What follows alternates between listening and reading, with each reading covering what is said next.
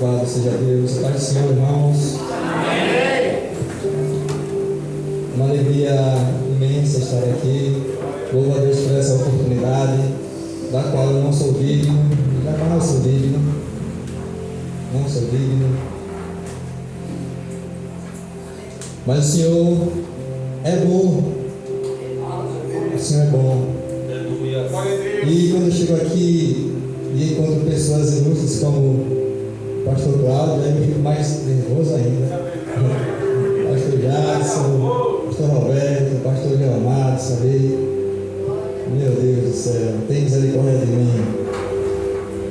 Evangelista Tiago, já vi esse homem pregar em São Paulo, eu estou aqui fazendo o quê? Mas louvo a Deus por essa oportunidade, agradeço o cooperador Vânia, que fez o convite, a confiança do Pastor Jackson também, e que nessa noite o seu coração esteja disponível para ouvir, não a mim, Lucas, seu servo, mas para ouvir junto comigo o que Deus tem a ministrar. E eu também estou aqui para ouvir o que Deus, e compartilhar com a igreja o que Deus colocou no meu coração. E isso fala fortemente comigo. A palavra ela não corta de um lado só, né, Paulo? Ela corta aqui. Glória a Jesus. Primeiro, não cansaria os irmãos, serei breve. Peço que os irmãos abram as Bíblias no livro de Gálatas, capítulo 2,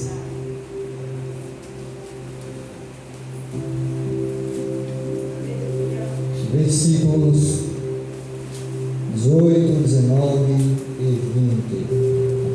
Glória a Jesus, como é bom. Louvo o teu nome, Jesus. Louvo o teu nome, Jesus. O Senhor é fiel. Glória a Jesus. Gálatas, capítulo 2, versículos 18, 19 e 20. Tu és grande, Jesus.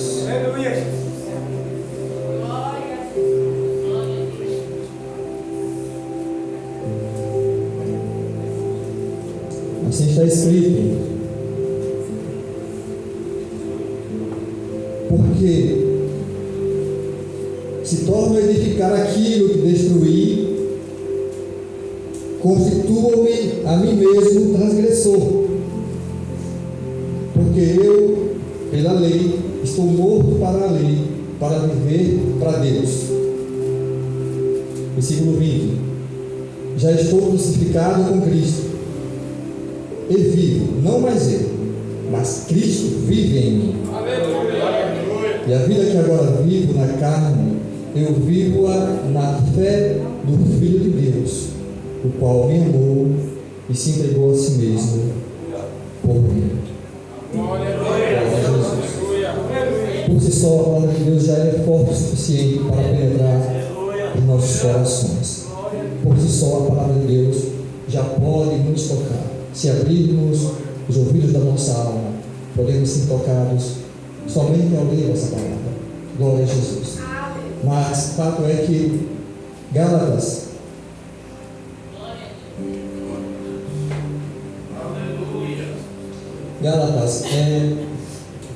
foi a primeira carta que Paulo escreveu. As cartas que Paulo escreveu e ele deixou as igrejas. Gálatas é a primeira, e ela não é endereçada a uma igreja específica, mas à região da Galácia, que era uma região em que Paulo, em missão com Barnabé, plantou diversas igrejas.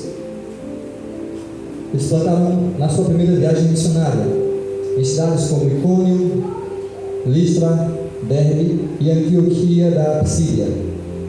O livro de Atos, nos capítulos 13 e 14, principalmente, falam dessa primeira viagem missionária de Paulo e Barnabé, onde ele atingiu essa região da Galácia e plantou algumas igrejas naquele lugar.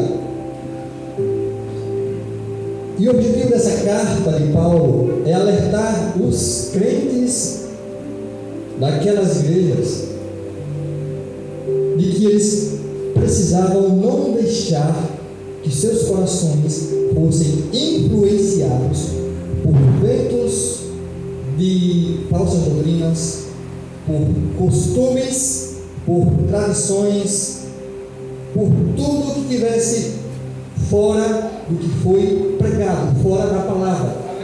Porque Cristo é suficiente.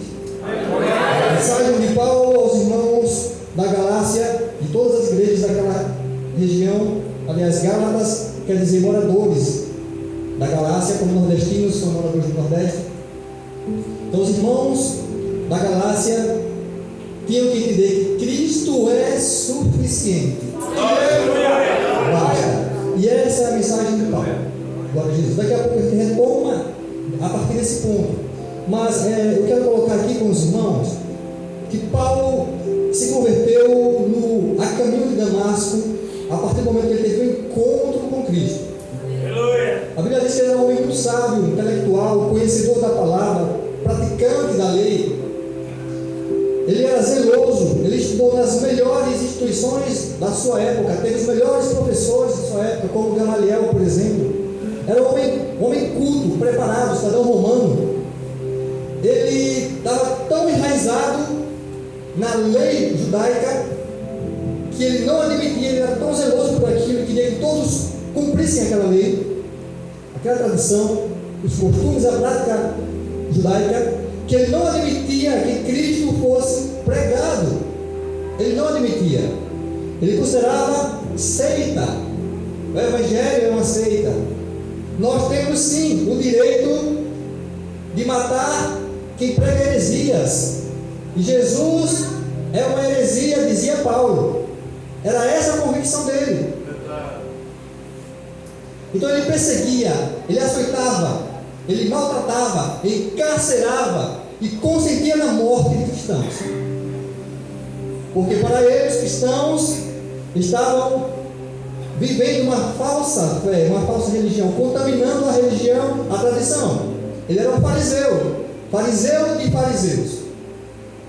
Glória a Jesus.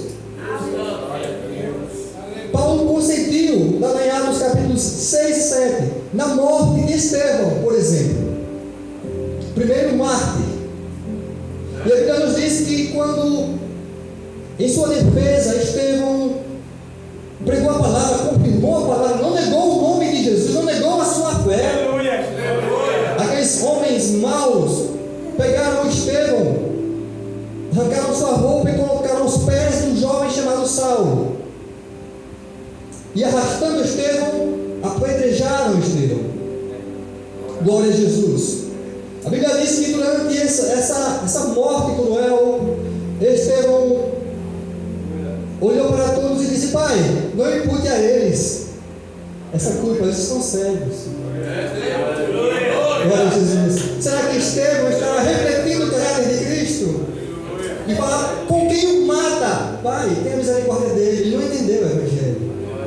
Eu vou para ti, eu sei que eu creio, eu vou para ti, o Senhor já vive em mim. E essa fé de Estevão, Paulo agora está pregando em Gálatas. Ele disse: eu estou crucificado para o mundo, Cristo vive em mim. E era isso que Estevão, anos atrás, diante de Paulo, estava vivendo, estava pregando.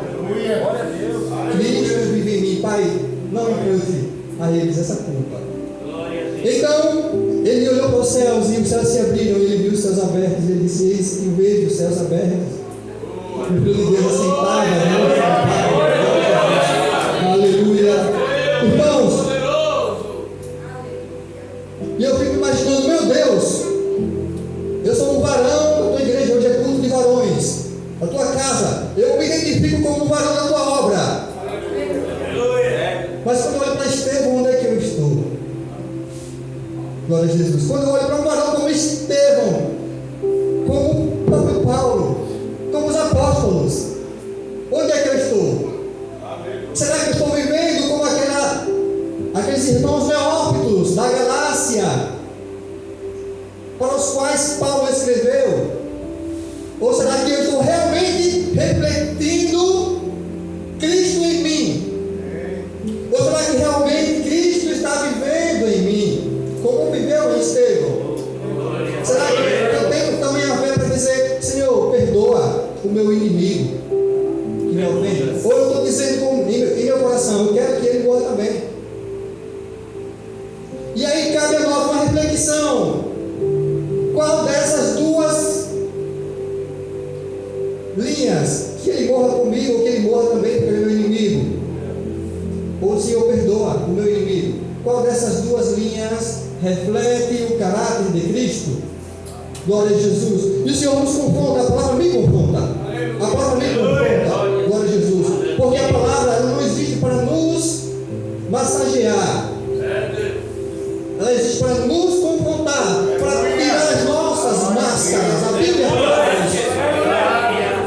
E esse jovem Paulo recebeu as vestes ensanguentadas de Estevão e seguiu a sua vida.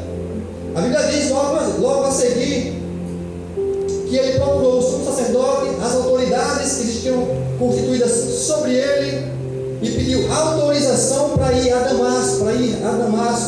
E lá ele ia perseguir, encarcerar, trazer preso e até consentir a morte de outros cristãos que anunciavam Cristo, a esperança da glória. Foi nessa viagem que, já chegando a Damasco, irmãos santos, o Senhor se revelou para ele. E o Senhor quer se revelar para nós. O Senhor que se revelou a Paulo, a Saulo, ele é o mesmo, ele não mudou. Ele não mudou. A Bíblia diz que Saulo ou Paulo, a diferença aqui, Saulo é o termo em hebraico, Paulo em grego, não houve mudança de nome. Aliás, Saulo veio de Saul, era benjamita. O Senhor se revelou para esse Saulo com a sua comitiva que ia prender cristãos que anunciam Jesus, e com aquele clarão resplendor da glória do Senhor, ele caiu ao chão. E ele ouviu a voz do Senhor dizendo: Saulo, Saulo, por que me persegues? O Saulo disse: quem és tu, Senhor? E aí vimos que, quando ele disse quem és tu, Senhor, significa que Saulo não conhecia Jesus. Saulo não conhecia Deus. Ele se enganava. Mas quem és tu? Ele não conhecia. Aleluia. Mas, pelo contrário, quando Jesus disse: Saulo, Saulo, significa que Jesus sabia quem era Saulo, chamou pelo nome. Pelo nome. Jamison, Lucas. Glória a Jesus. Quem és tu, Senhor? Eu sou Jesus a quem tu persegues. É nesse momento que ele é confrontado. Todas as suas convicções caem por terra. Mas a importância de sermos confrontados e aceitarmos que precisamos sim desse confronto com a palavra, é que esse confronto nos dá a chance de reconsiderar a nossa caminhada. Glória a Jesus.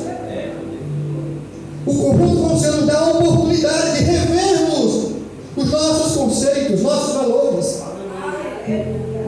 Quando confrontados pelo Senhor, nossas opiniões, pensamentos, forma de ver o mundo, nada disso importa mais. Tudo cai por terra, vai ao chão, como Paulo, como Saulo, que caiu e foi ao chão.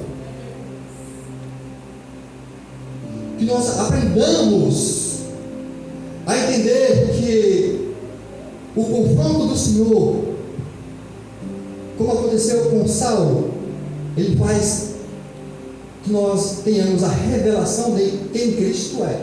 O que aconteceu com Saulo foi isso. Aquele confronto: eu sou Jesus a quem me persegues. Ele teve a revelação de quem era Jesus a partir daquele momento. Glória a Jesus.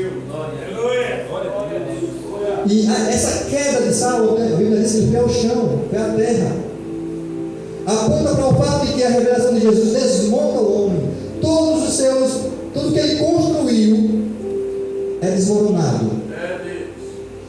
que importa não é mais a vida dele, a opinião dele, o que ele pensa. O que importa é esta palavra.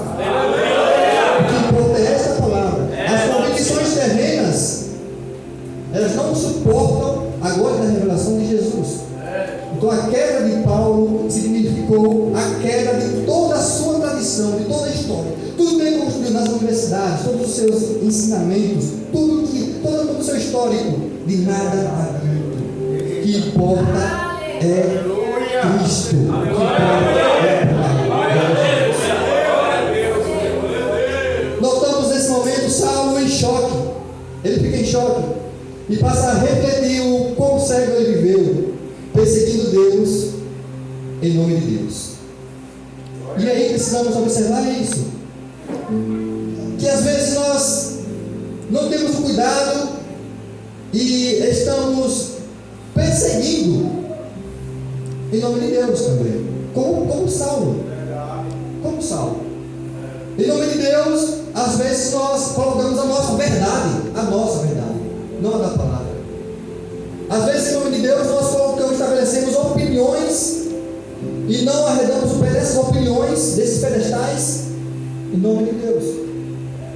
Mas o Senhor quer nos confrontar e nos derrubar das nossas próprias convicções, para que Ele cresça em nós, não nós mesmos, para que Ele seja entronizado.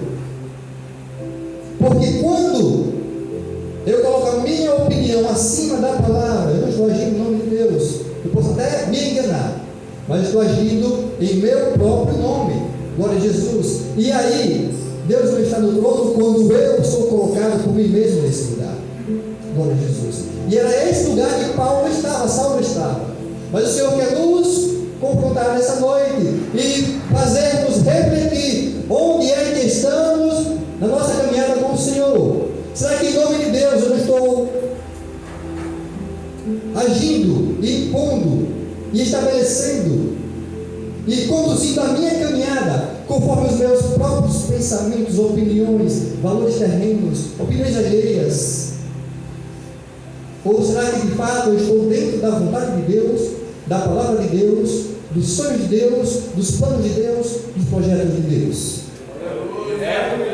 A partir desse momento, o Senhor revelou a Ananias, conhecemos a história, foi até Saulo. Imagine, o Senhor revelar você para você ir orar por um terrorista. Eu imagino dessa forma. Imagine um terrorista do Estado Islâmico que detesta cristãos, e o Senhor falar para ele: vá orar por ele. Senhor, acho que Ananias tomou um susto. Senhor, Saulo? Sim, Ananias, Saulo. O de Tarso? Sim, Saulo de Tarso. Eu mostrarei como é sofrer por amor ao meu nome. Glória a Jesus. E passaram-se entre 10 e 14 anos dessa sua conversão. 10 e 14 anos. E aí o Senhor separa Paulo e Barnabé para a missão. Glória a Jesus. Observe que houve um processo entre 10 e 14 anos. Ele buscou a Deus, ele buscou compreender a palavra, ele buscou o perdão de Deus, se aprofundar nas Escrituras, entender que era o Cristo, o Messias. E a partir deles, pronto, o Senhor falou pelo Espírito: separe para mim Paulo e Barnabé. E a Bíblia diz que eles foram a sua primeira viagem missionária. A igreja de Antioquia da Síria, hoje uma região da Turquia, é uma igreja missionária. Foi lá que os discípulos de Jesus, os seguidores de Jesus, foram chamados de cristãos pela primeira vez. E essa igreja enviou Paulo, enviou Barnabé. E essa primeira viagem partiu para uma ilha chamada Chipre, de lá partiu para a região da Galácia, e eles implantaram essas 4 igrejas: em Derbe, em Listra, em Icônio e em Antioquia da Pisídia. Durante essa viagem muitas coisas aconteceram. Ele levou também um jovem consigo, chamado João Marcos, que é o jovem autor do livro do Evangelho de Marcos, que escreveu o Evangelho de Marcos. Esse jovem, no meio do caminho, voltou. Paulo e Barnabé continuaram a sua jornada e implantaram essas 4 igrejas. Não foi fácil. A Bíblia diz que eles passaram por muitas perseguições também. O perseguidor agora está sendo perseguido. A Bíblia diz que Paulo foi apedrejado e Barnabé foram apedrejados na cidade de Listra, onde eles plantaram uma igreja. E tiveram por mortos, os apedrejadores viram os mortos. Estão mortos, vamos embora, deixem-nos aí. Do nada, eles se levantaram, glorificando a Deus e partiram. As pedras no caminho de quem tem a chamada do Senhor não podem ser capazes de interromper a sua jornada. O apedrejamento não bastou para encerrar a chamada de Paulo e Barnabé.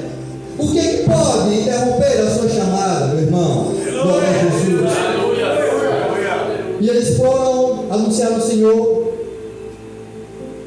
nessas cidades, plantaram essas igrejas, voltaram para da cidade de onde eles saíram, Antioquia da Síria, e pouco tempo depois eles sabem, têm informação de que aquelas igrejas onde eles passaram um bom tempo plantando aquelas igrejas, ensinando a palavra, formando líderes, eles sabem que eles estão agora naufragando na fé. De que forma os irmãos da Galácia estão naufragando na fé? Se deixando influenciar por tradições, por costumes, por práticas mundanas, terrenas, pelo passado. Olha, eles não saíram da igreja, não abandonaram a igreja, mas eles construíram uma igreja que vivia uma vida adaptada. Eles adaptaram, na verdade, a igreja. E aí, é nesse contexto que Paulo escreve essa carta aos Gálatas. Eu contextualizei para que os irmãos compreendam em que momento essa carta foi escrita. Aleluia. Eles já tinham sido ensinados, aprenderam, tiveram experiências com Deus, as igrejas ficaram lá plantadas. Alguns anos depois, Paulo sabe que aquelas igrejas estão naufragando na fé, perdendo a sua característica original. Glória a Jesus. E aí, vivendo o evangelho adaptado, Paulo questiona no capítulo 1 de Gálatas. Ele diz: eu estou surpreso como tão depressa, irmãos das igrejas da Galácia, vocês se afastaram do Senhor, da graça de Cristo, para outro evangelho. Eu estou surpreso como vocês experimentaram o Senhor, o poder de Deus, vocês conheceram a palavra e agora vocês estão sendo seduzidos por um outro evangelho. Capítulo 1, versículo 6. E aí ele continua no versículo 8, ele diz: aleluia.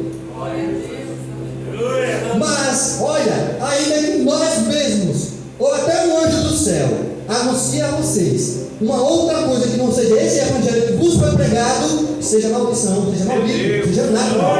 Glória a Jesus. Se alguém vos anunciar outro evangelho além do que já recebeste, seja anátema.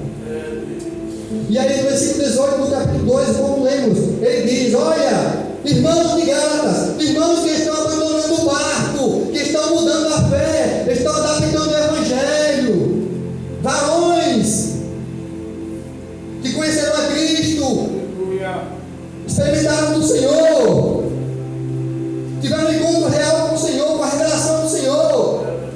Vocês sabem, mas agora vocês estão se afastando e deixando entrar nos corações de vocês influências mundanas, influências de outras religiões, contaminando o evangelho puro. Meu Deus, olha, versículo 18: por se vocês tornam a edificar aquilo que foi destruído, se constitui num transgressor. E aí ele continua no versículo 20, ele diz, no 18 ele diz, 19: porque pela lei eu estou morto para a lei, para viver para Deus. Eu já estou crucificado com Cristo. Eu vivo não mais eu, mas Cristo vive em mim. E a vida que agora vivo na carne, vivo na fé do Filho de Deus, se entregou por mim. Aleluia! E a pergunta dessa noite é: qual o sentido da afirmação de Paulo? Cristo vive em mim. E a pergunta é: você pode repetir como Paulo? Cristo vive em mim. Glória a Jesus. Cristo vive em mim. Paulo está afirmando que agora ele aceitou a Cristo e nada mais importa. Nada mais importa. O que importa é a sua vida a partir desse encontro com o Senhor. Agora, irmãos, para Cristo viver em nós, é necessário que a nossa vida não tenha mais lugar, seja a vida dele. Glória a Jesus. Nada mais importa sem Cristo. Valores sem Cristo não importa. Conduta sem Cristo não importa. Conduta sem Cristo, opinião sem Cristo não importa. Pensamento sem Cristo não importa. Decisões sem Cristo não importa. Conversas sem Cristo não importam. Música sem Cristo não importa.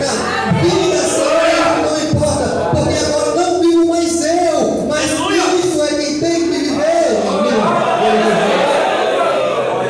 Porque nada disso mais importa. Porque tudo isso eu crucifiquei. Paulo diz: estou crucificado com Cristo. Eu crucifiquei, ou seja, eu matei tudo isso para que Cristo encontre um lugar em mim. Lugar onde seja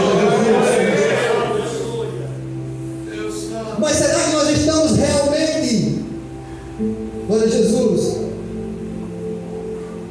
decididos a vivermos crucificados com Cristo? Será? Meu Deus.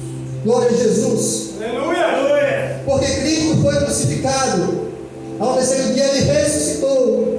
E se nós fomos crucificados com Cristo, fomos crucificados para o mundo, nós também com ele ressuscitamos. Agora, não existe, irmãos, ressurreição sem antes haver morte. Não existe ressurreição sem antes haver morte. A partir do momento que nós entendemos qual é a nossa identidade, que eu sou alcançado como Paulo foi, que eu lanço por terra, sou confrontado pela palavra e por Cristo, lanço por terra todos os meus valores, toda a minha vida, e que eu sou crucificado com o Senhor Jesus. Eu sou morto para o mundo, de forma que, irmãos, eu assumo uma nova identidade em Deus. E quando eu sou crucificado com Cristo, quando eu digo Cristo vive em mim, Ele vive, glória a Jesus, as minhas paixões eu deixo para trás, os meus vícios eu deixo para trás, crucificados, então Aleluia. glória a Jesus. O que eu fazia que se opunham a Deus, que era uma oposição a Deus, eu crucifico para que a vida de Cristo seja a minha vida também, para que eu viva. Glória a Jesus. Meus medos, meus prazeres, tudo que minha carne procura satisfazer, os meus sonhos terrenos, carnais, pessoais, que não levam em conta, que não são compartilhados com o meu Cristo, que não glorificam o meu Cristo, tudo isso é crucificado a partir do momento em que eu decido viver em Cristo Jesus. Glória a Jesus. E a palavra dessa noite é simples. Se você foi crucificado com Cristo, glória a Jesus, você tem uma vida nova, porque você morreu ali, mas você ressuscitou com Ele. Se Cristo vive em você, meu irmão, Ele é o seu governo. Se Cristo vive em você, haverá fruto.